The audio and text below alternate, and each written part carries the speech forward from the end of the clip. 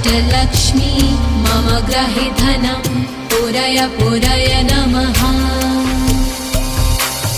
ॐ ह्रीं श्रीं क्लीं श्रीं कुबेराय अष्टलक्ष्मी मम ग्रहे धनं पुरय पुरय नमः। ॐ ह्रीं श्रीं क्लीं श्रीं कुबेराय अष्टलक्ष्मी मम ग्रहे धनं पुरय पुरय नमः। ॐ ह्रीं श्रीं क्लीं श्रीं कुबेराय अष्टलक्ष्मी मम ग्रहे धनं पुरय पुरय नमः।